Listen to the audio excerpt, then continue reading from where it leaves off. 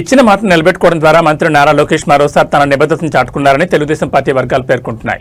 YCP హయాంలో హత్యకు గురైన టీడీపీ కార్యకర్త తోట చంద్రయ్య కుటుంబానికి ఇచ్చిన హామీని మంత్రి లోకేష్ నెరవేర్చారు.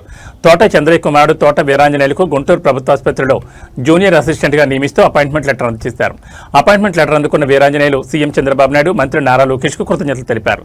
తమ కుటుంబానికి ఇచ్చిన మాటను నిలబెట్టుకున్నందుకు ధన్యవాదాలు చెప్పారు. కాగా తోట చంద్రయ్య కుటుంబానికి అండగా నిలుస్తారని గతంలో మంత్రి నారా లోకేష్ హామీ ఇచ్చారు.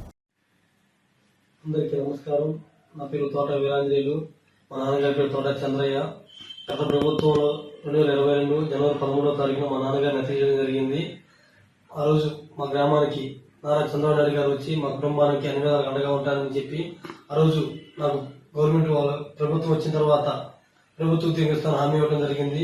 ప్రభుత్వం వచ్చిన తర్వాత కేబినెట్లో నాకు వ్యక్తిగత జీవో తెచ్చి నా ఉద్యోగం ఇవ్వడానికి వైసీపీ ఎన్నో అడ్డంకులు సృష్టించినా కూడా నారా లోకేష్ గారు పట్టుబట్టి నాకు ఈ ఉద్యోగాన్ని ఇవ్వడం జరిగింది. నిన్ననే నాకు గవర్నమెంట్ ఆర్డర్ కూడా అపాయింట్మెంట్ లెటర్ వచ్చింది. ఇంతటి ఈ ప్రభుత్వం నాకు ఎంతో సహాయపడింది.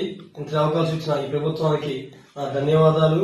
మరియు ముఖ్యంగా నారా లోకేష్ గారికి మరియు నారా చంద్రబాబు నాయుడు గారికి మరియు ఎమ్మెల్యే జోలకంటి బ్రహ్మానంద రెడ్డి గారికి మరియు జిల్లా నాయకులు కూటమి నాయకులందరికీ కూడా నా ప్రత్యేకమైన ధన్యవాదాలు తెలియజేసుకుంటున్నాను.